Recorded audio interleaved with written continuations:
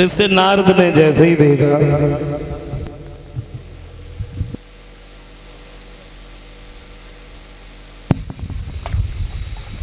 विश्व मोहिनी को जैसे ही नारद ने देखा, नारद एकदम से उठ के खड़े हो गए। विश्व मोहिनी ने एक नजर नारद के ऊपर डाली, दोबारा झांक के भी नहीं देखा और वे सीधी चली गई। नारद ने ये सोचा, हमें तो ऐसा लग रहा हमें देख ही नहीं पाया, और अगर देख लेती ना तो एक भी कदम आगे नहीं बढ़ाती, जयमाला तो मेरी गर्दन नहीं पड़ती। तत्काल ही नारद उठे, भाग के सामने वाले मंच पे बैठ गए। उन्होंने फिर नहीं देखा, वे फिर सीधी चली गई।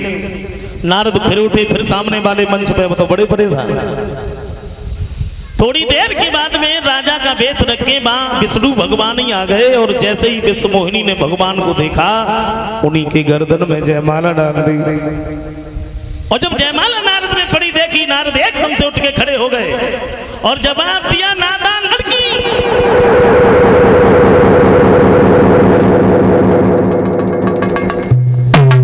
देख लिया तुम लोगों ने, ये लड़की तो बिल्कुल पागल है। किसके गर्दन में जयमाला डाल दी? और पहले मुझे देखो, मेरे स्वरूप को देखो। जयमाला मेरी गर्दन में पड़नी चाहिए। कोई नहीं बोला। भोले बाबा ने जो गढ़ लगाए थे, दोनों गढ़ उठ के खड़े हो गए और एक बात कही, कहो नारद। बोले,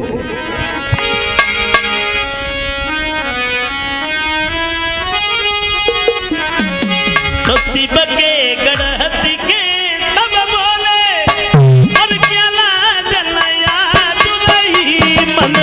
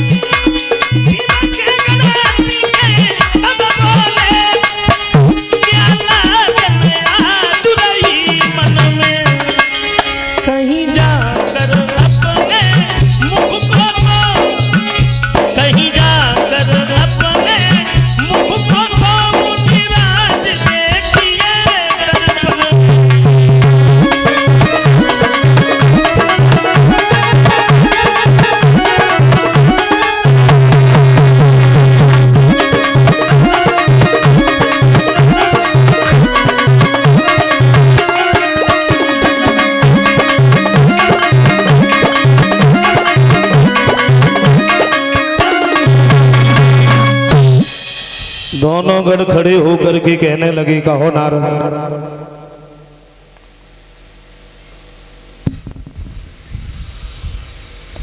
काज शर्म ना लग रही का? नारद कहने लगे, तू क्या हमसे ज्यादा सुंदर है? बोले, चेहरा तो देखो कैसो बंदर जैसो लाइन डोल रहे और शादी और करके चले। जैसे ही नारद ने इतने शब्द सुने तो नारद भागे, और तो कुछ भी नहीं मिला। जल भरा हुआ था, नारद उस जल में झांके तो चेहरा बंदर जैसा। दोनों गणों को श्राप दे दिया, मूर्खो, तुम मेरी चेहरा की तरफ देख देख करके हंसते रहे, मेरी मजाक उड़ाते रहे, तुमने हमें बताया नहीं, तो हम तुम्हें ये श्राप दे रहे हैं, तुम भूतल पर 3 जन्म तक राक्षस बनोगे। जैसे नारद दोबारा फिर झांके, जो असली रूप था बस वही रह गया, लेकिन क्रोध हृदय से नहीं गया। भागते हुए नारद विष्णु भगवान के पास पहुंचे। क्या देखा, एक तरफ तो लक्ष्मी जी खड़ी हैं, एक तरफ विश्व मोहिनी खड़ी है, बीच में भगवान खड़े। और भगवान ने जब नारद की तरफ देखा तो थोड़ा सा हंस दिए। आगे तो बैसूं लगी थी, अब और ज्यादा लग गई।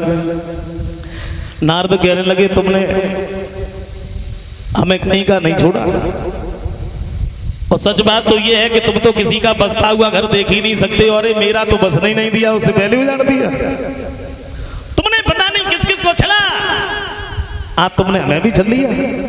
अभी तक बचते चले आए, लेकिन आज मेरे हाथों से नहीं बचोगे।